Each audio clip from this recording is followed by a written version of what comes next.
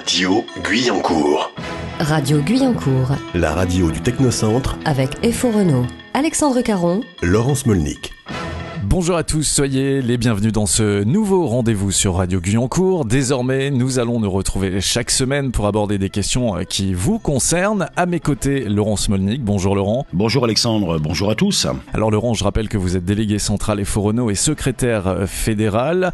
Dans cette émission, thème après thème, nous aborderons ensemble et avec nos invités les challenges qui attendent l'ingénierie automobile française et plus précisément ce qui va se passer dans les mois qui viennent pour le Technocentre de Guyancourt. Le thème aujourd'hui, il s'agit des retraites. Alors pour faire le point sur les propositions du gouvernement qui ont été faites le 27 août dernier, nous sommes allés demander son éclairage à Jean-Claude Mailly, le secrétaire général de la Confédération FO.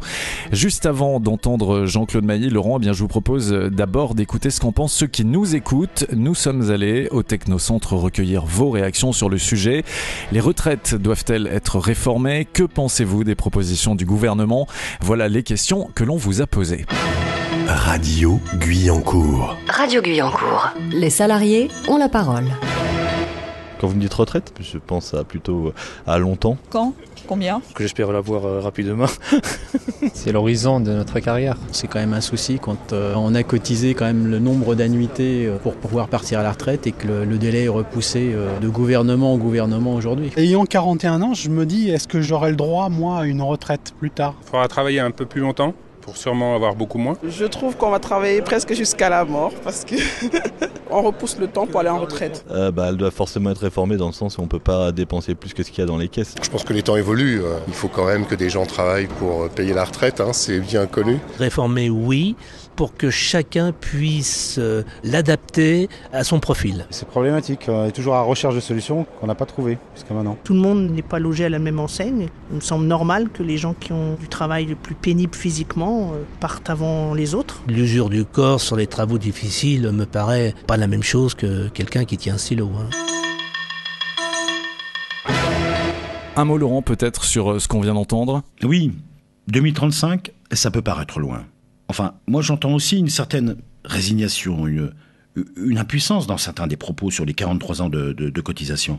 Enfin, comment croire, pour l'instant, chez Renault, de travailler jusqu'à 65, 66 ans, quand des dispositifs de départ anticipés sont proposés en permanence, mais jusque quand ? Alors, on a entendu les inquiétudes des salariés sur cette réforme. Je vous propose à présent d'écouter Jean-Claude Mailly, secrétaire général de la Confédération FO. Il nous fait part de son sentiment sur le projet du gouvernement.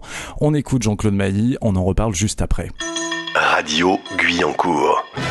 L'invité. Alors, Jean-Claude Mailly, y a-t-il nécessité de réformer, selon vous, le système des retraites en France? Moi, je considère qu'il n'y avait pas urgence sur le dossier. Ça ne veut pas dire qu'il n'y a pas de problème, mais il n'y avait pas urgence à dire on va à nouveau réformer les retraites. Pourquoi? Sur une période de 20 ans, 93-2013, c'est la 6e fois qu'on modifie d'une manière ou d'une autre le système des retraites, avec un marqueur essentiel à chaque fois, ou à travers l'âge, ou à travers la durée de cotisation, faire travailler les gens plus longtemps. Donc on pouvait prendre le temps de rediscuter plus calmement, sans être sous la pression économique. Parce que c'est ça, je pense, du côté gouvernemental, l'accélération et le fait de porter ce projet tout de suite, c'est à la fois donner un signe au marché financier et deuxièmement, rester dans le cadre des engagements pris au niveau européen. Donc il n'y avait pas urgence, ça ne veut pas dire qu'il y avait à faire, mais il n'y avait pas urgence. Pourquoi refuser catégoriquement l'allongement de la durée de cotisation au motif de l'allongement de la durée de vie? Parce que on ne dit pas tout dans ce genre d'affaires. L'espérance de vie augmente. Ça, personne ne conteste. Mais ce qu'on oublie de dire, c'est qu'il y a 2 autres critères à prendre en considération. Premier critère, c'est l'espérance de vie en bonne santé. Depuis le début de la crise, 2008, cette espérance de vie en bonne santé a diminué d'1 an pour les hommes. On est à 61,9 ans. Et elle a stagné pour les femmes. Deuxième élément à prendre en considération, c'est que certes l'espérance de vie augmente, mais dans le même temps, la période pendant laquelle vous avez des problèmes d'incapacité a augmenté également. On est passé de 15,5 années à 22 années. Donc on vit plus longtemps, mais dans quelle situation? Et on ne peut pas se contenter de dire, comme le fait le gouvernement actuel, de dire voilà, il y a de moins en moins d'actifs pour un nombre de retraités de plus en plus grand. Sauf que tout bon économiste sait qu'on ne raisonne pas uniquement avec un critère démographique, on raisonne aussi avec un critère de production.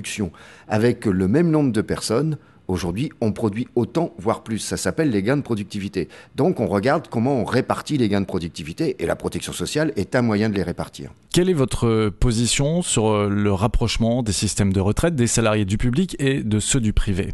Alors, les critères de calcul sont différents. Dans le privé, c'est les 25 meilleures années qui sont prises en considération.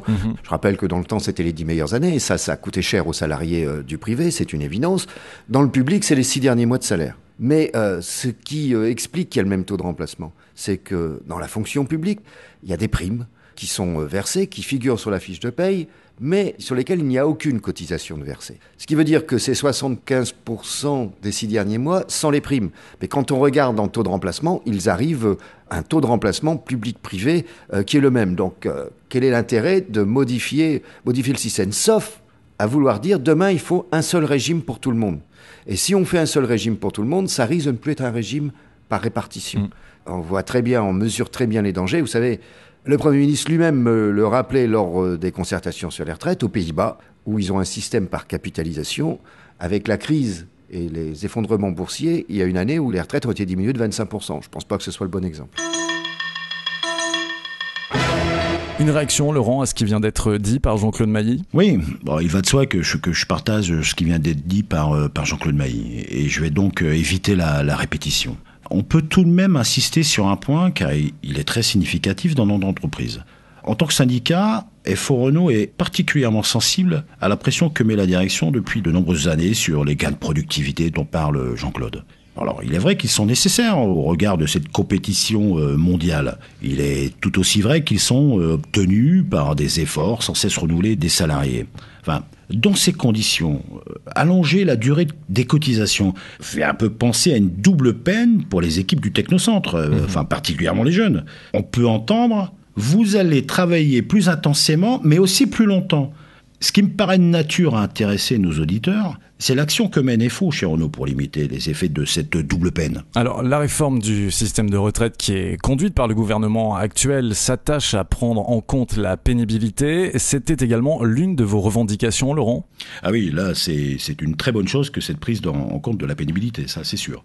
Sur le terrain, notre organisation travaille pour faire reconnaître cette pénibilité et en limiter, bien sûr, les effets. Un exemple majeur. Lorsque nous avons négocié et signé là, le contrat pour une nouvelle dynamique de croissance et de développement, enfin, pour faire simple, l'accord dit de compétitivité. Enfin, nous sommes battus, n'ayons pas peur des mots, contre la clause de mobilité obligatoire. C'était d'ailleurs la raison pour laquelle, peu de temps avant, FO n'avait pas signé le fameux accord national interpro sur la sécurisation de l'emploi. Enfin, un accord national qui, d'ailleurs, qui est loin de sécuriser le statut des salariés. Enfin, croyez-moi. Hein.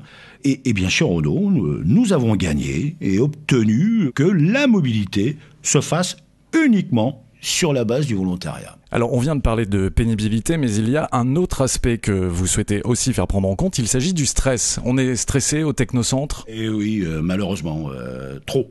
C'est notre deuxième axe de combat pour diminuer la pénibilité est effectivement de faire reconnaître le stress au travail comme facteur de pénibilité. Et plus positivement, le bien-être au travail comme facteur de qualité et de compétitivité.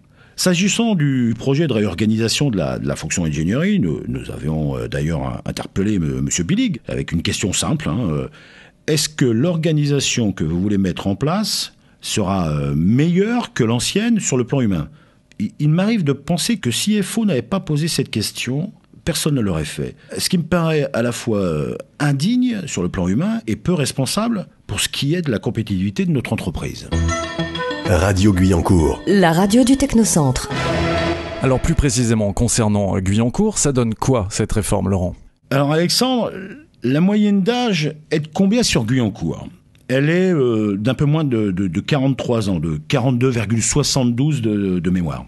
Et cette réforme, qui vise à tendre vers les 43 ans de cotisation, elle cible quelle population ? Eh bien, toutes celles et tous ceux qui ont au maximum 50 ans, soit plus de 7 salariés sur 10 sur Guyancourt. Enfin, rendez-vous compte, plus de 7000 personnes. Avoir 40 ans maximum aujourd'hui, c'est quoi ? Eh bien, ce sont 43 années de cotisation. Eh bien, au Technocentre, ce sont là aussi plus de 3800 personnes, quasiment 40% des effectifs. Enfin, c'est énorme. Eh bien écoutez, le message est passé, ce sera le mot de la fin. Laurent, je vous donne rendez-vous la semaine prochaine, ici même pour un nouveau podcast. D'ici là, je vous souhaite à tous une excellente semaine. Merci, à la semaine prochaine et bonne semaine à tous. Vous pouvez réécouter ce programme sur www.fo-renault.com ou en appelant le 01 85 52 12 12, 01 85 52 12 12. Radio Guyancourt.